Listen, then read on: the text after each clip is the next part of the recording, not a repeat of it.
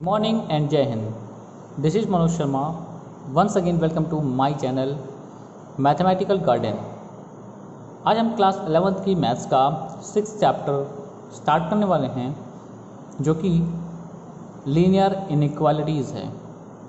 Okay, interesting topic है, मज़ा आएगी आपको, समझ में भी आएगा। बस थोड़ा सा माइंड इसकी तरफ कंसंट्रेशन चाहिए, है ना, कि ध्यान से देखें बातें क्या कही जा रही हैं, क्या इसका मतलब है। तो सबसे पहले क्वेश्चन अराइज होता है यहाँ पर कि इनइक्वालिटीज़ क्या होती हैं। इनइक्वालिटी लाइक अगर हम इन जनरल टर्म बात करें तो ऐसे ही बोल दिया, लाइक मेरे पास 20 रुपये से ज़्यादा है। क्या बोला मैंने? मोर देन 20 रुपीज़ 20, है ना। I have more than rupees 20। अब मेरे पास 20 रुपीज़ से ज़्यादा कितना हो सकता है? 20.5 हो सकता है, 21 हो सकता है, 22 हो सकता है, ऐसे ऐसे करते हुए इनफाइनाइट। अगर हम यहाँ पर नंबर लाइन पे इसको रिप्रेजेंट करना चाहें तो डॉट डॉट समथिंग 19, 20, 21, 22, है ना। इस तरह से हमारे पास नंबर लाइन होती है, ठीक है। सो 20 से ज़्यादा मतलब 20 नहीं है, 20 से ज़्यादा। तो 20 से ज़्यादा मीन्स हमारे पास इधर कुछ भी कोई भी अमाउंट हो सकता है। ऐसी ही बातों को इनइक्वालिटीज़ कहा जाता है कि ज़्यादा या कम, क्योंकि जब हम इक्वल की बात करते हैं, सपोज करिए हमने कहा कोई वैल्यू है x और वो इक्वल है 3 के। इट मीन्स ये बता रहा है कि इक्वल टू 3 का मतलब क्या हुआ कि एग्जैक्टली उसकी वैल्यू कितनी है? 3। पर अगर कभी हम लिखते हैं x इज इक्वल टू और ग्रेटर देन और इक्वल टू कह सकते हैं 3। अब ये क्या कहता है कि x की वैल्यू 3 भी हो सकती है, साथ साथ उससे ज़्यादा भी हो सकती है। उससे ज़्यादा का मतलब क्या है? यहाँ से लेकर आगे तक कुछ भी हो सकता है ना। जब हमने कहा लेस देन और इक्वल टू 3, तो 3 से लेकर इधर की कोई भी वैल्यू हो सकती है। This is called inequalities. यहाँ पर ये इक्वालिटी है, ये इनइक्वालिटी है। ये क्या है? इनइक्वालिटी, ठीक है। ओके। अब हमारे पास जो 11th में है चैप्टर, उसमें क्या क्या चीज़ें हैं? Inequalities in one variable and inequalities in 2 variable. So let's start with inequalities in 1 variable. क्या चीज़ें हैं, क्या टर्म है, आइए सीखते हैं। सो इनइक्वालिटी तो है ही, साथ साथ लीनियर भी है। सो लीनियर मीन्स कि जो भी चीज़ें हम यहाँ पे बात करेंगे वो एक लीनियर अलजेब्रिक एक्सप्रेशन होगा, उस पर बात करेंगे। लाइक अगर हमने कहा कि x plus 2 is less than 0, correct. अब ये जो x प्लस 2 है वो एक लीनियर पॉलिनोमियल है इन 1 वेरिएबल, जिसको हम कह सकते हैं कि ये एक बाइनोमियल है, ठीक है। लीनियर पॉलिनोमियल है, पावर हमारी कुछ है नहीं। सो लीनियर इनइक्वालिटीज़ में यही चीज़ें होती हैं कि लीनियर एक्सप्रेशन होना चाहिए, उसके बाद इक्वल नहीं होगा, वो किसी के साथ अनइक्वल फॉर्म में होगा, राइट। सो अगर इसे हम सॉल्व करें तो x प्लस 2 माइनस 2, इधर भी हम क्या कर दे रहे हैं? 2 माइनस कर दे रहे हैं, और इधर भी 2 माइनस कर दे रहे हैं। सो दोनों साइड हमने जब 2 माइनस किया, क्या मिला? x is less than -2। x की वैल्यू -2 से छोटी है। इसी के साथ साथ अगर हम इस पे नंबर लाइन पर रिप्रेजेंट करना चाहेंगे, सो कैसे रिप्रेजेंट करेंगे वो देखिए। नंबर लाइन बनाया, मार्किंग की इक्वल मार्किंग करेंगे हम, ठीक है, by the use of scale. So less than 2, only less than 2, ना कि इक्वल हो सकता है। तो लेस देन -2 का मतलब ये -2 नहीं लेंगे और इससे लेस की सारी वैल्यूज लेंगे, करेक्ट।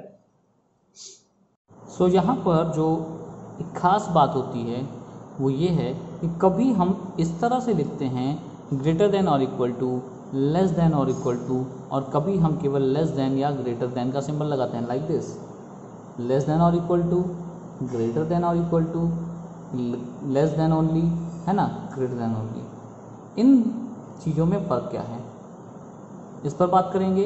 और साथ ही साथ ये बात करेंगे कि इसका जो ग्राफिकल रिप्रेजेंटेशन होता है उसमें हम डिफरेंस कैसे करें, राइट। सो आपको मैं बता दूं, जो इनइक्वालिटीज़ होती है वो 2 टाइप्स की होती है, 2 टाइप्स, ठीक है ना। और वो टाइप्स क्या हैं, ध्यान से समझिए। पहला है हमारा लिटरल इनइक्वालिटी, ठीक है। लिटरल इनइक्वालिटी मीन्स जहाँ पर हमारे पास ये कंडीशन आती है कि हम इक्वल भी कर सकते हैं, जैसे कि लेस देन और ग्रेटर देन और equal to and less than और इक्वल टू। यहाँ पर जो गिवन कंडीशन है, लाइक जैसे अभी हमने ये बनाया था कि x इज ग्रेटर देन और इक्वल टू 3, मतलब x की वैल्यू 3 भी हो सकती है। ये हमारे पास लिटरेसी है ना यहाँ पर कि वो 3 हो सकता है और 3 से बड़ा भी हो सकता है। इसी तरह हम बात करेंगे लेस देन और इक्वल टू में, तो x की वैल्यू लाइक हमने कह दिया 5 से कंपेयर कर ले रहे हैं, तो 5 भी हो सकता है और 5 से छोटा भी हो सकता है। ना व्हाट, अगर हम इसको नंबर लाइन पे रिप्रेजेंट करेंगे, इसका रिप्रेजेंटेशन दिखाते हैं।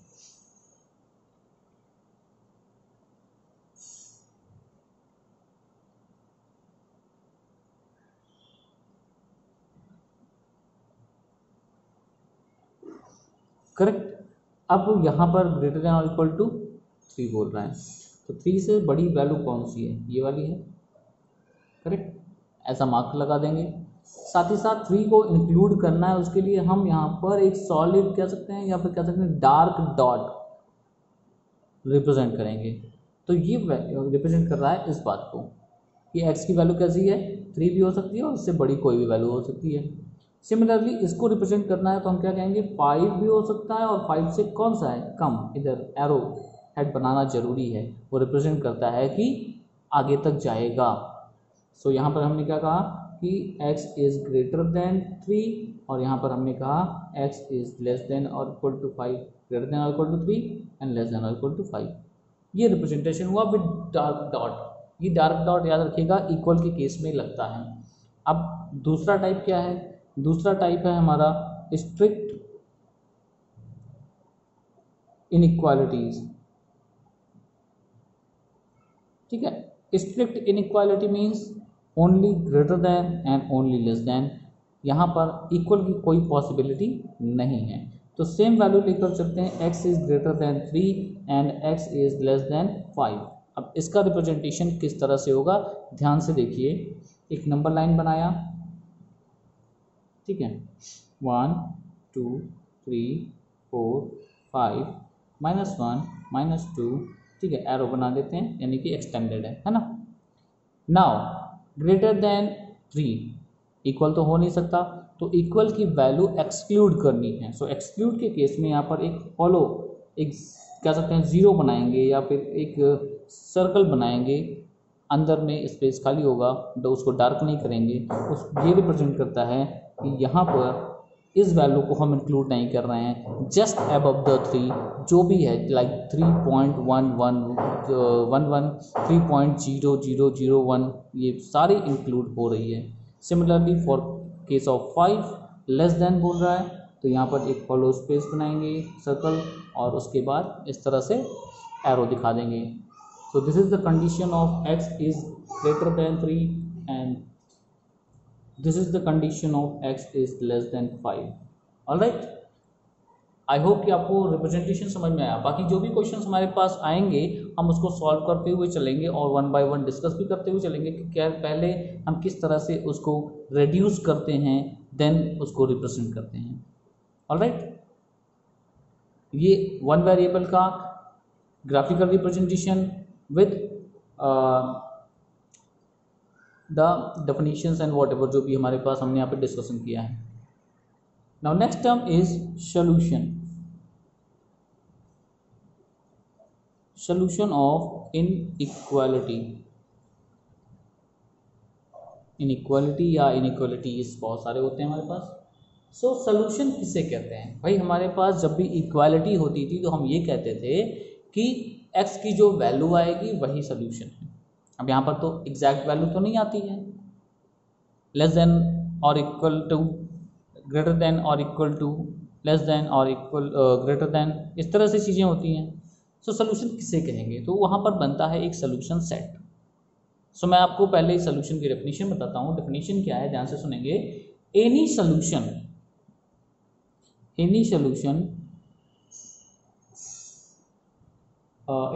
of an inequality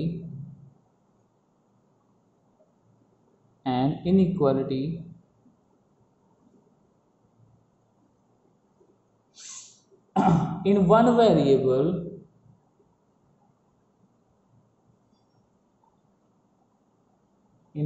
variable is a value of the variable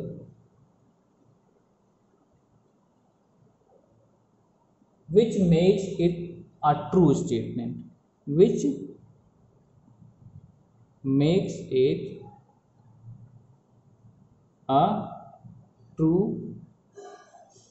statement। ठीक है, ये हमारे पास यहाँ पर एक स्टेटमेंट हो गया कि सोल्यूशन किसे कहते हैं। तो सोल्यूशन वो x1 मतलब वेरिएबल की वो वैल्यू जिसको रखने पर जो भी स्टेटमेंट हमको गिवन है वो सही साबित होता है, ट्रू स्टेटमेंट होता है। सो एक एग्जांपल इसके लिए हम लेते हैं, like 30x is less than 200। सो पहले तो इसे हम सॉल्व करेंगे, ठीक है।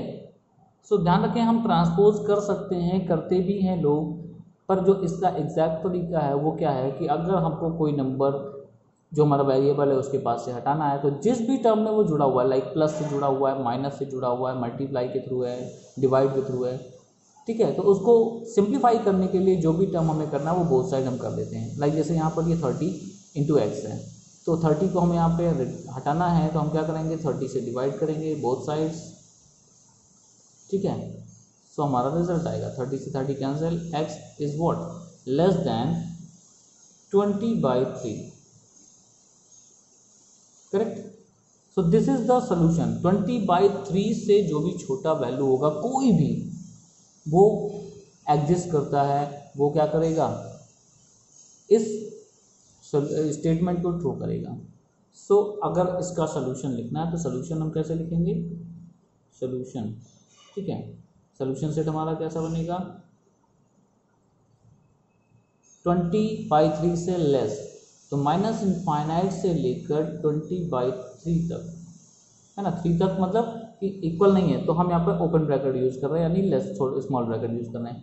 और इनफाइनाइट के केस में हम वैसे भी एंड पॉइंट नहीं मिलता हमें, इसलिए हम यहाँ पर बिग ब्रैकेट या स्क्वायर ब्रैकेट यूज़ नहीं कर सकते। So this is the solution of this statement. ये मैंने कहा ऐसी कोई भी वैल्यू हो तो इनमें यहाँ से लेकर यहाँ तक के लिए अगर हम बात करें तो यहाँ से यहाँ तक की तो सारी वैल्यूज इस स्टेटमेंट को ट्रू करेंगी। क्लियर हुआ सोल्यूशन क्या होता है, दिस इज द सोल्यूशन।